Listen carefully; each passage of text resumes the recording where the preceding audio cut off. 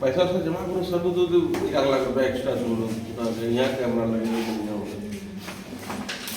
कौन करेगा?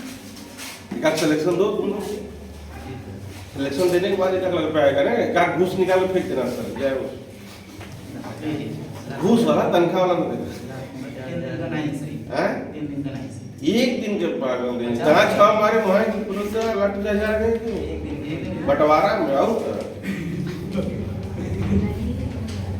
हमारे एक मित्र के मित्र साहब थे, उनका मंगलवार को बंद नहीं था, बंदी समझ रहे हो, हर मंगलवार को उनका हिस्सा 1 से 1.5 लाख रुपया आ जाएगा उनके जीवन में। कोई मांगना या पूछना नहीं है, थोड़ा हरकत कर दिए ना, नहीं तब ज्यादा मिलेगा।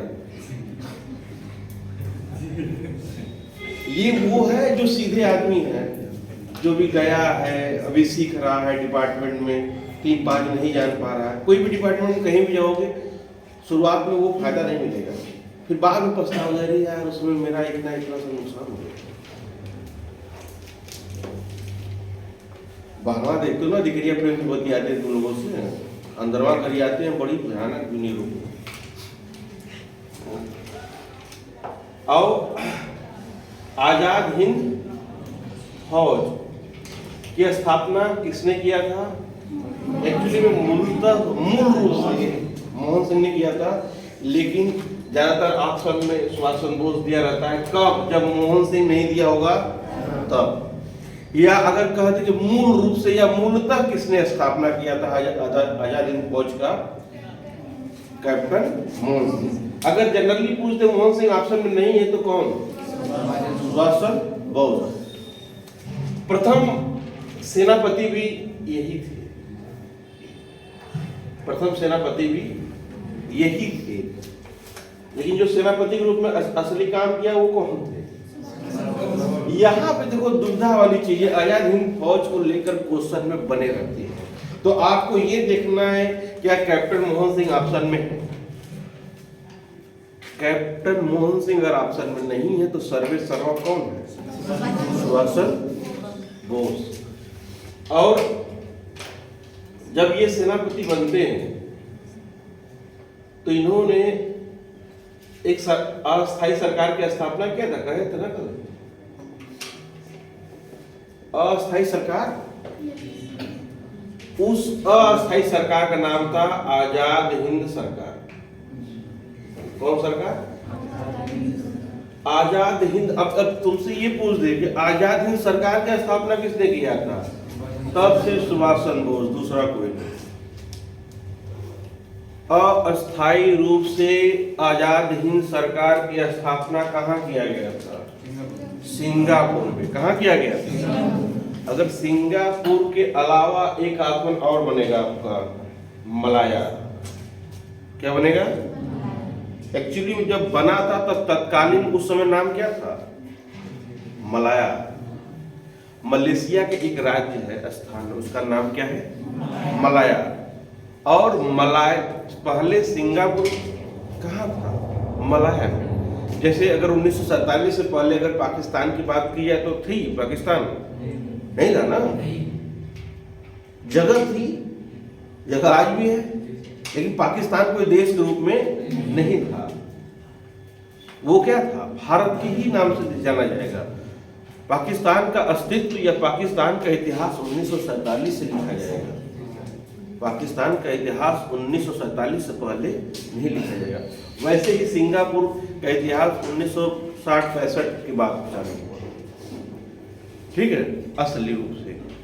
लेकिन अगर सिंगापुर के अलावा अगर दिया है तत्कालीन मलाया, तो आप तत्कालीन मलाया। मैं इसलिए इतना ज्यादा करोगे सर एक क्लियर पढ़ाइए, तो मेरे एक क्लियर पढ़ाने से आप जाओगे, अगर ऑप्शन दूसरा मिल जाएगा तब फिर कहोगे सर आपने बताया, उसी समय बताए होते, भले हम कंफ्यूज हुए होते लेकिन याद तो कर लिए।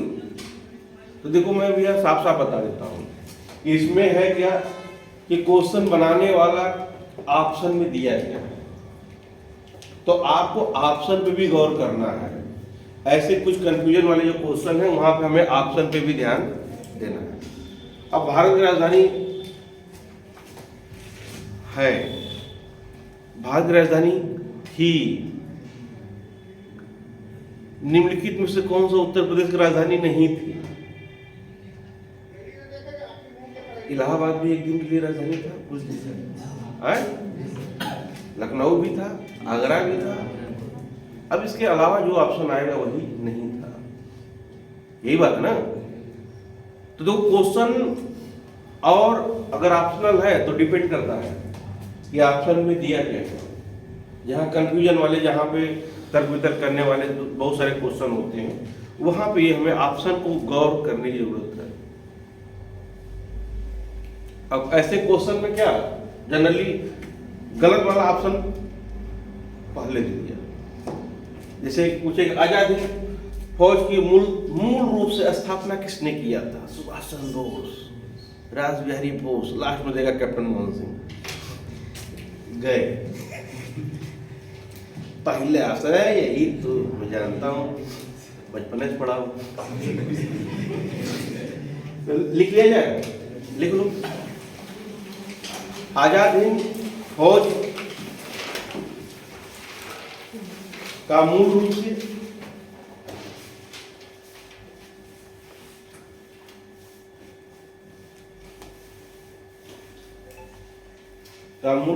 स्थापना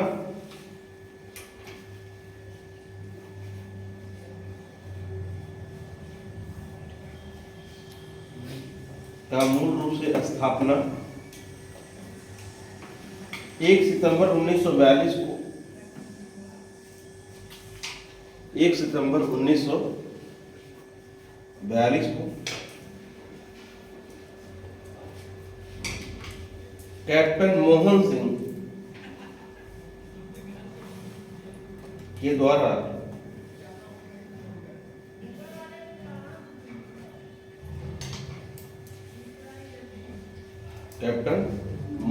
के द्वारा किया गया।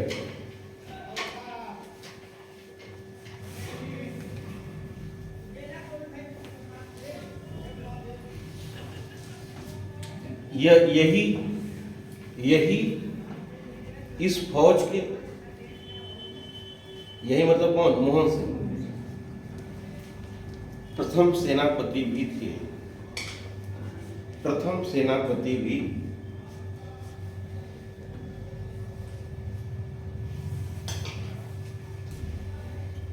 हो गया। अगला पॉइंट, 4 जुलाई 1943 ईस्वी को 4 जुलाई 1943 ईस्वी को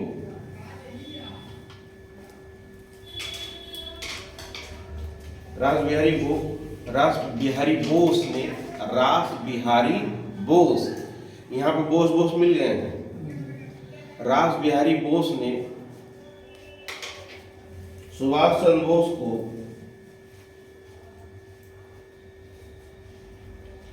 आजाद हिंद फौज की कमान सौंप दी। 4 जुलाई 1943 ईस्वी को रास बिहारी बोस ने सुभाष चंद्र बोस को आजाद हिंद फौज की कमान सौंप दी। अगला पॉइंट, 21 अक्टूबर 1943 ईस्वी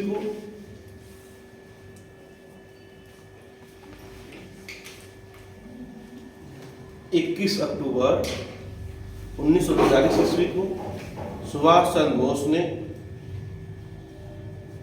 सिंगापुर में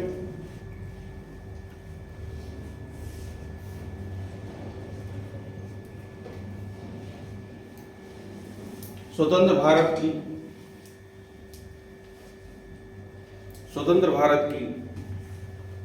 अस्थायी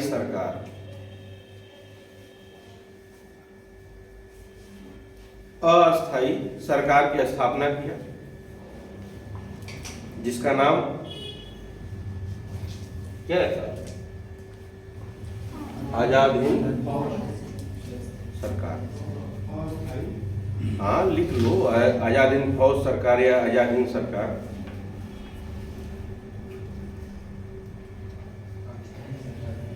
आजाद हिंद फौज सरकार या आजाद हिंद सरकार। यहीं से कल मैंने लिखवाया था, 2 नारा दिए थे। कौन कौन सा? दिल्ली चलो और तुम मुझे खून दो और मैं तुम्हें। गजब का नारा। मतलब यहाँ हम लोग पहुंचे ना, पैसा सब कितना चाहिए बताओ, कितना चाहिए ये बताओ। एक मुसलमान पहुंचा था, बहुत अमीर था, बहुत अमीर था, मतलब उस समय का करोड़पति आदमी था। इस समय का वो मुकेश अंबानी था। हाँ, इतना पैसा था उसके पास, और वो पहुंचा और सारा धन दौलत प्रॉपर्टी घर द्वार सब सुभाष चंद्र बोस को दान कर। कि सुभाष चंद्र बोस कहते तुम कहाँ रहोगे? कि हमें रहना का है, हम तो खुद आजाद हिंद फौज ज्वाइन कर लिए और हमारे जो बीबी बच्चे सभी ज्वाइन कर लिए हैं, तो अब तो उन्हीं के साथ रहना ना, फौज वालों के साथ।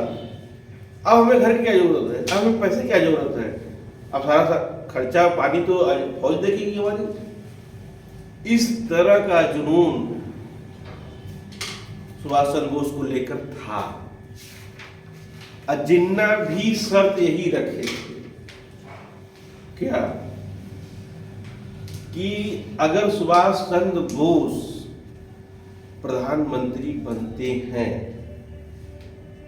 तब मैं पीछे हट जाऊंगा, यानी पाकिस्तान का बंटवारा नहीं होगा। लेकिन जब नेहरू बनेंगे तब हम बनेंगे। ये लोग कहते हैं कि सुभाष चंद्र बोस एक ऐसे नेता थे, मैंने कल बताया भी था कि जहाँ हिंदू मुसलमान वाला कोई बात नहीं था, नेता का उनका अलग ही गुण था, उनका अलग ही गुण था। उसे थोड़ा मोड़ा मिलता है वो गुण मुलायम सिंह के अंदर था, इसलिए उनको भी नेता की उपाधि मिल गई। नेता सबको नहीं था, नेता तो एक ही था सुभाष चंद्र बोस, बाकी सब नेताएं हैं।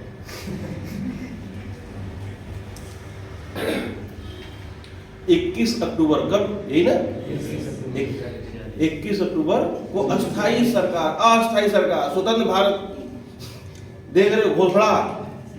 1939 में द्वितीय विश्व युद्ध प्रारंभ होने से पहले घोषणा कर दी विश्व युद्ध होगा।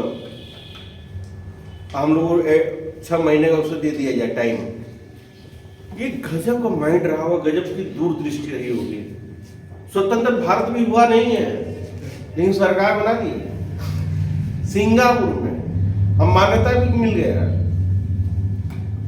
जर्मनी जापान से, जापान ने सहायता भी दिया, पूरा फौज दे दिया, ले जाओ। जर्मनी ने दे दिया, पकड़ा हुआ जो फौज था ले जाओ। अंडमान निकोबार द्वीप पे कब्जा कर लिए,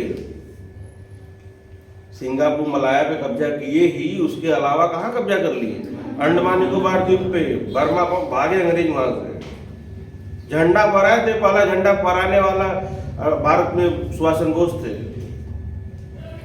आजादी का। कहाँ पे? आज अंडमान निकोबार द्वीप समूह पर, फिर उत्तर पूर्वी मणिपुर झंडा फहरा दिया। आजादी 2 चैनल तो हम तो ले लिए। यही सब था। चलो लिखो, उनके बारे में बताने वाला बहुत कुछ, लेकिन एग्जाम में जो आया वही लिखा है। अच्छा, ये वाला तो हम लोग आज तुम मुझे खून दो मैं तुम्हें, आज दिल्ली चलो नारा, ये सब हो गया था। चलो अब देखो क्या हुआ, बहुत ज्यादा इनके बारे में ये है कि कुछ द्वीपों के नाम बदल दिए गए हैं। कहाँ पे? अंडमान निकोबार द्वीप के। मोदी अपना पहुंचे और उनकी याद में जनवरी में 2019 में नाम बदल दिए। ठीक है, कुछ द्वीपों का नाम बदल दिए, उनको मैं लिखवा दूंगा कौन कौन से द्वीप थे। अब इनके आजाद हिंद फौज के बारे में बोल लो। इनके आजाद हिंद फौज जब ये मर गए, लोग कहते हैं एक्सीडेंट में मर गए, कुछ लोग कहते हैं बचे थे, बहुत दिन तक अयोध्या में ही थे, रूप बदल कर आते थे। तो रूप बदलने में तो ये माहिर आदमी थे, अंग्रेज ने पकड़ पाए इनको, घर से निकल गए, अफगानिस्तान से फिर रसिया, जर्मनी तब पहुंचे थे ना, तो उनको गिरफ्तार कर लिया गया था, नजरबंदी कर रखा गया था। उसके बावजूद रूप बदल के निकल गए। तो इनके पास तगड़ा सोर्स रिसोर्स सब कुछ था। तो हो सकता है कि बहुत सारे लोग कहे कि, और लोग ऐसे कहानियां बताते हैं, क्या हकीकत है क्या नहीं है, वो इतिहास को तो कहीं लिखा नहीं गया।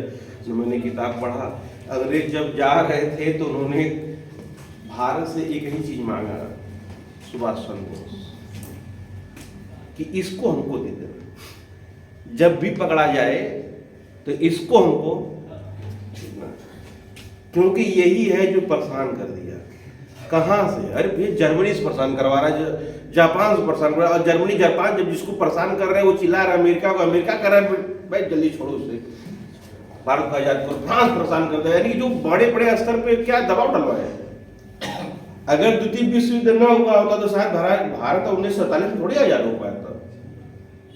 द्वितीय विश्व युद्ध के बाद भारत ही थोड़ी आजाद हुआ, सारे गुलाम देश आजाद हुए। उसके बाद इतिहास उठा के देखना, सारे गुलाम देश हर साल 2 साल में, अरे 1948 में श्रीलंका को देख लो, 47 में घर देख लो, फिर धीरे धीरे सारे लोग आजाद होते गए। तो द्वितीय विश्व युद्ध में ब्रिटेन बहुत ज्यादा कमजोर हो गया था, बहुत ज्यादा कमजोर हो गया था, और फुल्ली डिपेंड हो गया किस पे? अमेरिका पे, आज तक। अब इसीलिए ब्रिटेन का अस्तित्व खत्म हो गया है। ब्रिटेन का अस्तित्व एक्चुअली में देखा जाए तो ब्रिटेन का अस्तित्व वैश्विक लेवल पे बस नाम के बराबर है। क्यों? सीधे लोग परमिशन किससे लेते हैं? अमेरिका से। अमेरिका ने हाँ कर दिया तो ब्रिटेन का भी हाँ समझो, ना करने कोई सवाल नहीं है। इसीलिए दोस्ती करो लेकिन अपना कद्र खत्म मत करो। चाहे कोई रिश्ता नहीं हो, किसी प्रकार का रिश्ता हो, दोस्ती हो, घर में हो, अपना जो स्टेटस है, इमेज है, उसको गिरने मत दो। अगर वही गिर गया तो तुम्हारी अस्तित्व खत्म।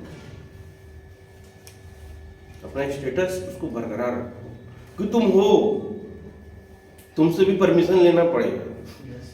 ये नहीं कि पापा ने कह दिया हाँ अरे कैसे, हमसे पूछे, हमसे नहीं पूछे तो हम मुकदमा करेंगे तुम्हारे ऊपर। हमसे भी परमिशन लो, हाँ हर बात पे मत लो, लेकिन जो इम्पोर्टेंट बात है उस पर तो लेना ही पड़ेगा। हमने एक बार कर दिया था अपने घर, जमीन बंटवारा हो रहा था, चाचा बाप का ना, ऐसे नहीं बटेगा। कैसे बटेगा? ऐसे बटेगा। परेशान सब, ये तो कोई बोलता नहीं था, हमें बोलता नहीं था, इसका मतलब क्या? अब बोल दिए। अब पहली बार अगर गलती सही, अगर पहले बोलो मत, अगर बोल दिए सोच समझ के बोलो, 10 दिन 4 दिन 2 दिन समझ लो। अगर सोच समझ के बोल दिए तो फिर पीछे कदम मत लो, उसी हट। अगर एक बार पीछे हट गया तो लोगों को लगेगा बार बार पीछे हट जाए। एग्जाम में भी तुम अगर लोग देख के आते हो, पेपर दे के आते हो, तो लोग कह रहे यार कौन देखेगा, छोड़ो जाने दो, और डिप्रेस। और कहाँ डिप्रेस में आ जाओगे? जो किए वही तो देखोगे ना। तो वास्तविकता से भाग क्यों रहे हो?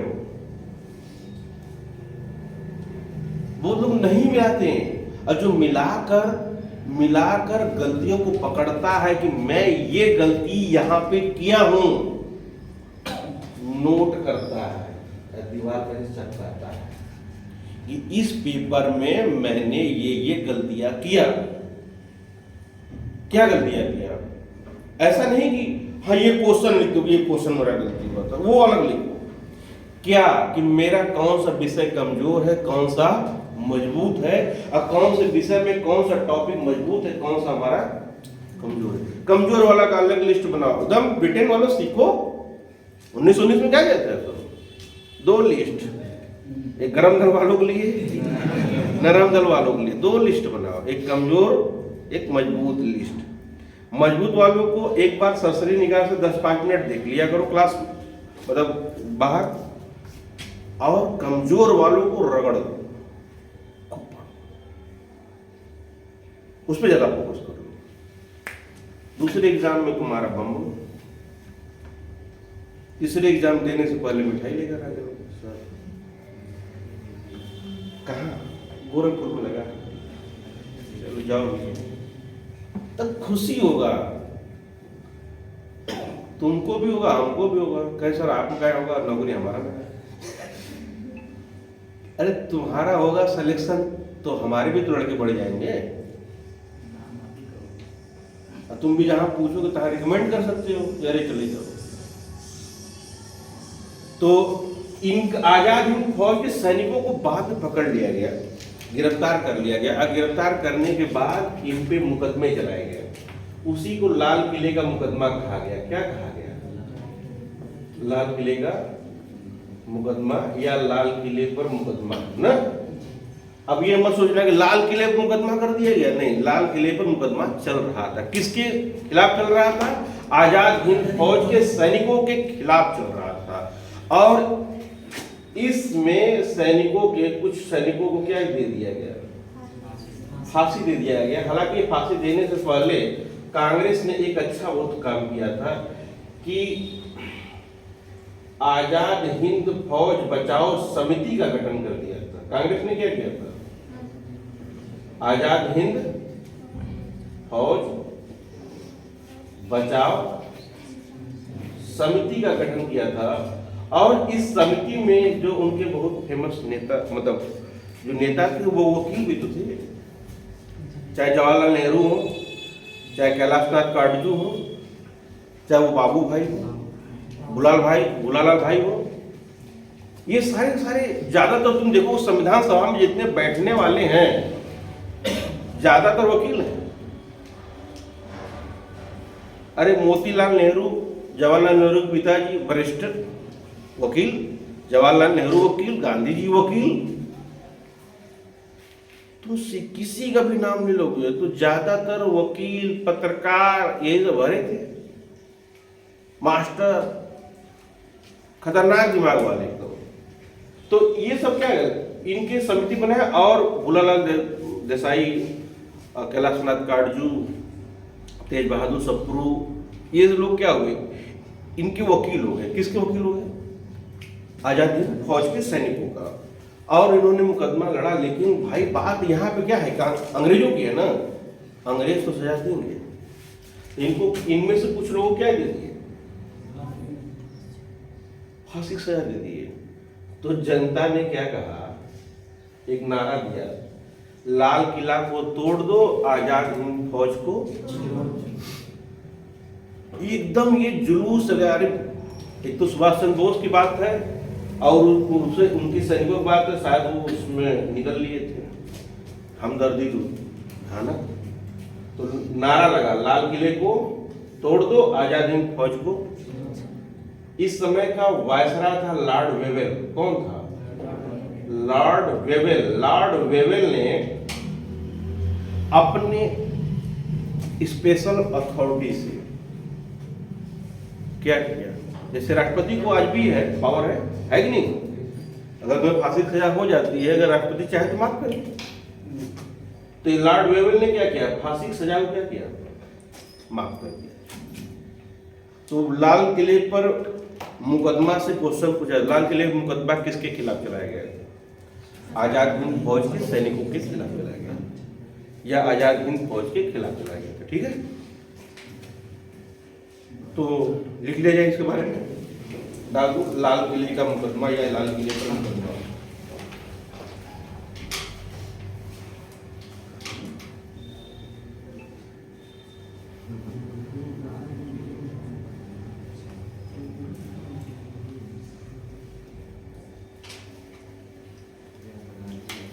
देखो, आजाद हिंद फौज के सैनिकों को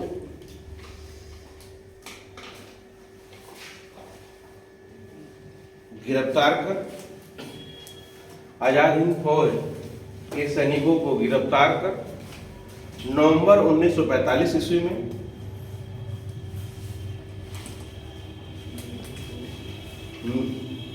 नवंबर 1945 ईस्वी में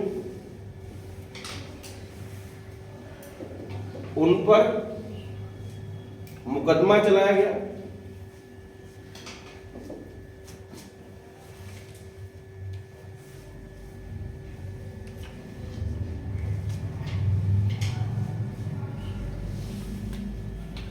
यह मुकदमा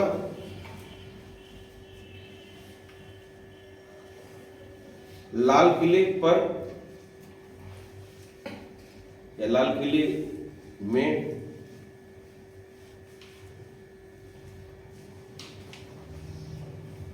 संचालित किया गया।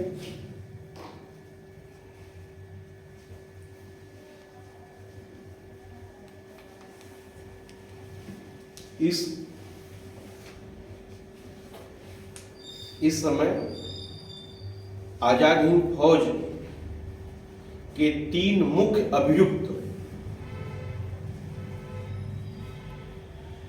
आजाद हिंद फौज के 3 मुख्य अभियुक्त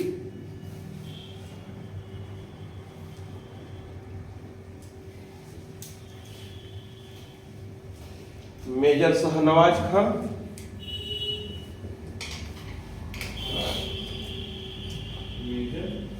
शाहनवाज खां,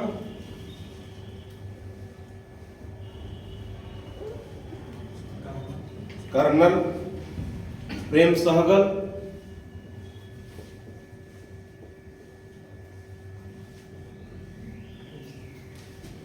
और कर्नल गुरुदयाल सिंह ढिल्लो।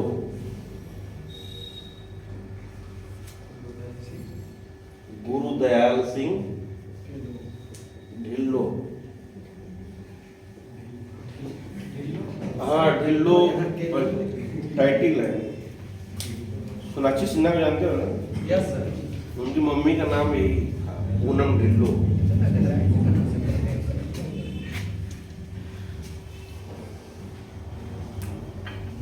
उनके पापा का नाम था शत्रुघ्न सिन्हा, इसलिए पड़ गया क्या सोनाक्षी सिन्हा।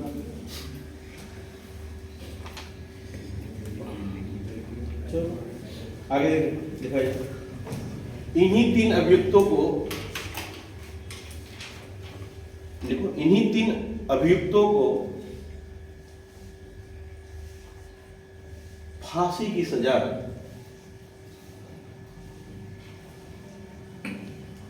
दिया है।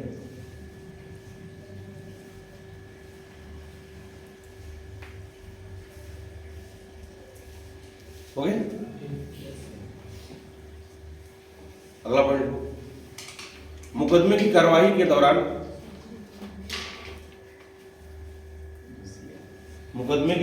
दौरान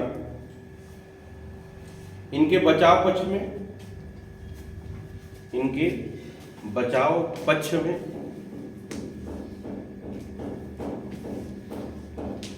कांग्रेस ने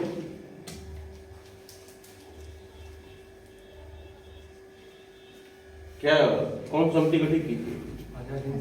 आजाद हिंद फौज बचाव समिति का गठन किया।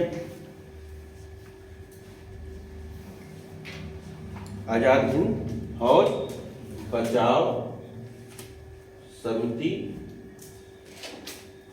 का गठन किया।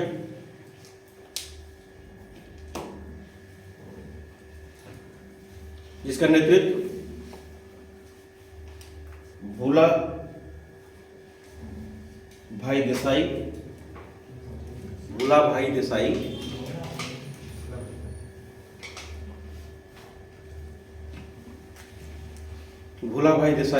कर रहे थे,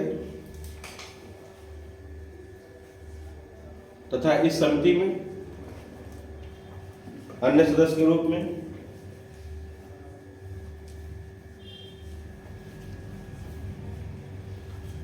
तेज बहादुर सप्रू,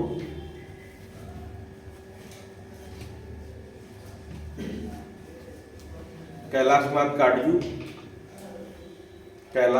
काटजू, अरोड़ा आसफ अली, अरोड़ा आसफ अली,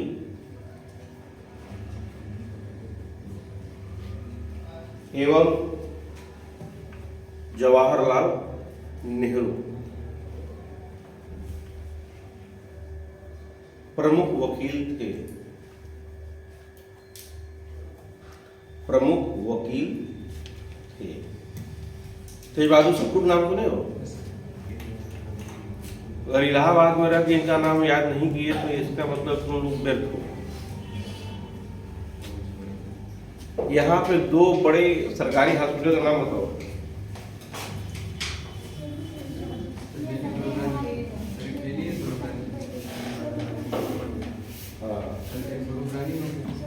और बेली, बेली जगह का नाम है, हॉस्पिटल का नाम थोड़ी है। वही है तेज बहादुर सप्रू। बेली हॉस्पिटल को ही किस नाम से जानते हैं? या एक्सट्रीम कर लो, तेज बहादुर सप्रू हॉस्पिटल को बेली हॉस्पिटल के नाम से भी जानते हैं। तो उनके नाम से हॉस्पिटल भी है, ये याद रखना है। अगला पॉइंट लिखो। अच्छा, बंगाल विभाजन किसने किया था?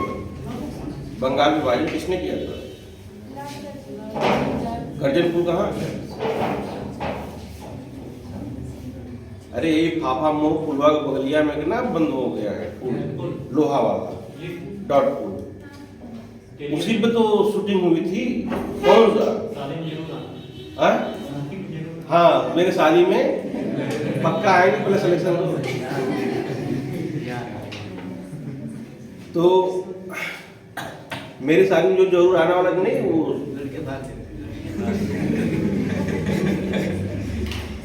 भागती है। ये देखो किसके साथ भागती है? वो अपने एडमिट कार्ड के साथ भागती है। लड़के के साथ पहली बार हुआ कि लड़की एडमिट कार्ड के साथ भागी। अरे पीसेस मेंस देने के लिए। तो हाँ, ज्वाइनिंग के लिए, ज्वाइनिंग लेटर के साथ भागी। चलो अच्छा, पहला बार हुआ कि लड़के के साथ नहीं भागी। नहीं तो हर बार यही किस्सा सुना कि लड़के के साथ भागी। अरे भागने वाला कंसेप्ट बड़ा गंदा लगता है। अरे कह दो कि चली गई, भाग देर टाइम भाग दौड़ रही थी, लग रहा है इसे भागी इसे पैदल भाग रही थी। अरे पागल, ट्रेन से गई होगी, फ्लाइट से गई होगी, बस टिकट कटवाई होगी, तब गई होगी। ये सब जो लड़कियों को बदनाम करने की साजिश से, लड़का नहीं भागा, लड़की भागी। लड़कों तो भागा। अच्छा, लड़का कितना भी सीधा हो बदनाम वही होगा, भले लड़कियां लेके भागी हो, बदनाम कौन होगा? भाई मैं तब से लड़कियों के ऊपर विश्वास करना छोड़ दिए। एक लड़का था, वही वाला मैटर हुआ था। जब लड़का लेके भागता, देखो धारा क्या क्या लगती है, कभी करना मत जिंदगी में। घरे वाला धारा क्या लगाते हैं? 376 मतलब बलात्कार, आईपीसी 420 यानी लड़की को बहका कर ले गया। भला लड़की कहीं हम जहर खा लेंगे, नहीं पाऊंगा, तो वही उल्टा ब्लैकमेल हुआ लड़का। लेकिन क्या लगेगा कि नहीं, लड़की को बहका कर 420 फ्रॉडगिरी का केस, इसका जमानत नहीं होता जल्दी। ठीक, 420, 376 और किडनैपिंग।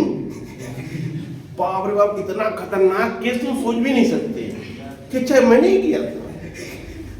तुम बेचारे की तरह पड़े हो, कैसे अब आपको पुलिस आती है, गिरफ्तार कर दिया, अब खूब लतियाया जाएगा, क्योंकि लड़की तो बेकसूर है ना। और लड़के वाले अपने लड़के को घर लेके नहीं जा पाते, लेकिन लड़की वाले अपने लड़की को घर लेके चले जाएंगे। लड़का वाला ससुराल ही आएगा, मतलब जेल। और उस पे फिर कार्रवाई चलेगी, और कार्रवाई में पूछा जाएगा क्या किया, तो बताओ कि घर तुम्हारे लड़की को। फिर लड़की के ऐसे देखेगी पापा की तरफ, अब पापा वहां लेके ऐसे जहर खड़े, बस यही हम मरेंगे बेटा की गवाही पलटी। और उधर भाई लेकर अपना पिस्टल खड़ा कि इधर ही गोली मारेंगे, तुमको नहीं तो उसको मारेंगे। अब भाई लड़की कंफ्यूज, अब इधर मम्मी हार्ट अटैक लगे पकड़ी ना, हम इधर मरेंगे, इधर हार्ट अटैक। कोई कुछ नहीं मरता, सब निकल लेते हैं परिवार से ही। और उसने कहा कि नहीं सर ये भाग ले गया था, बस इतने गवाही। या मूवी ऐसे से कर दी कि नहीं नहीं जो ये वकील हमारे साहब करे यही सही है। इतने कहने से तुम्हें कितने साल की सजा होगी तुम्हें पता भी नहीं, क्योंकि इतना केस लगा है। जो सबसे ज्यादा केस बड़ा होगा वही वाला तुम्हारा। एक गवाही तुम्हारा जिंदगी ले सकती है। और तुम्हारा बहुत स्मार्ट लड़का था, 6 फुट लंबा चौड़ा। उस समय में पेंसिल से किसी का चित्र बना सकता था, इतनी ज्यादा टैलेंट था उसके में। जब उसने गवाही पलटा ना लड़की ने, भाई वो इसी देख रहा था कि अब क्या होगा। उसका दिमाग काम करना बंद कर दिया। जज ने कहा, जज तो अंधा नहीं है ना, जज तो सब समझता है कि बोलो बेटा तुम्हारे साथ क्या किया गया, कितने साल का सजा दी, ऐसे कुछ। अब वो दिमाग काम कर रहा, दिमाग खराब उसका। कह जो देना दे तो फालतू बात मत करो। जज गुस्सा आ गया, उसको बहुत लंबा सजा दे दिया, जाओ ताउम्र जेल में रहो। जब वैसे भी नहीं ऐसे कह देता कि तो थोड़ा सा सजा वजा उसको कम दे दिया, 1-2 साल में वो छूट जाता, लेकिन उसमें दिमाग खराब। भाई जब ये केस अगर मैं जब देखा तो हमारा लड़कियों से विश्वास, जिंदगी में मर जाएंगे ना या तो फिर लड़कियों को उनके बाप से बात न करने दो। बाप से अगर बात नहीं, क्योंकि पहला प्यार जो होता है वो बाप का ही होता है। लड़कियां बहुत मानती है मेरे बाप को। और वही जब वो मिट्टी का तेल छिड़क के खड़ा हो जाएगा, अभी हम आग लगाएंगे।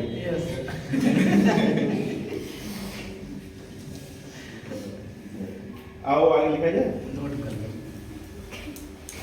यही क्या थे, मेन अभियुक्त थे, इन्हीं को क्या हुई थी, हंसी हुई थी। बचाव समिति का नेतृत्व कौन कर रहा था? भोला भाई। आपसे क्वेश्चन पूछेगा और आप भोला भाई को नहीं मारेंगे। क्यों? फेमस नाम किसका है? जवाहरलाल कैलाश नाथ काटजू का। ऐसे आप मार सकते हैं, लेकिन कौन? भोला भाई।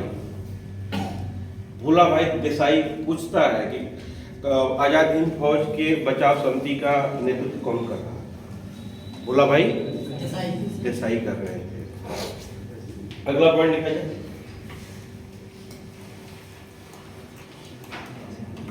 इनके फांसी की सजा सुनाई जाने के बाद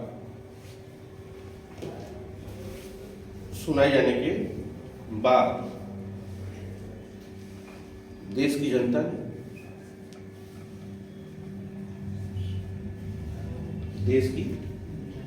जनता ने आंदोलन प्रारंभ कर दिया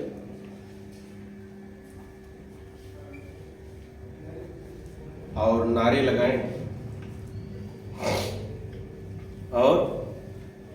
लगाए आजाद हिंद फौज को नहीं, सॉरी, लाल किले को तोड़ दो, बंद मत करो, लाल किले को तोड़ दो, आजाद हिंद फौज को छोड़ दो। और नारे लगाएं, लाल किले को तोड़ दो और आजाद हिंद फौज को छोड़ दो।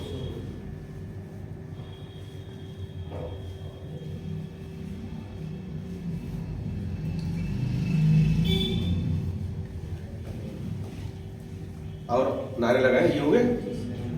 तो अगला पॉइंट लिखो। फिर अगला पॉइंट क्या होगा? कौन सा? यहाँ लॉर्ड वेवर। अगला पॉइंट लिखो। तत्कालीन भारत का वायसराय लॉर्ड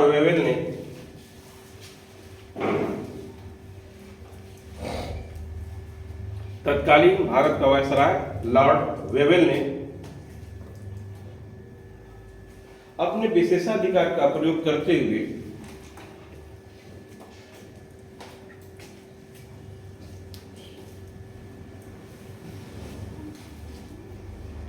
अपने विशेषाधिकार का प्रयोग करते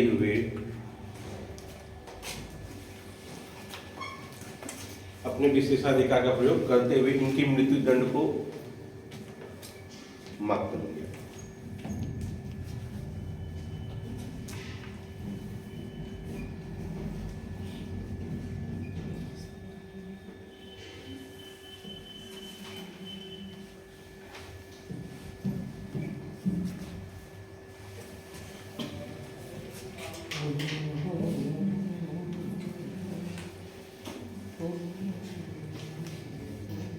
अगला पॉइंट,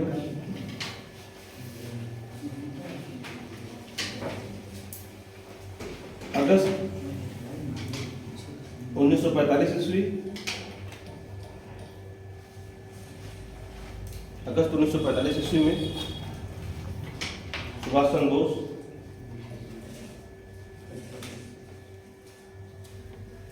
बोस बैंकॉक से टोक्यो रवाना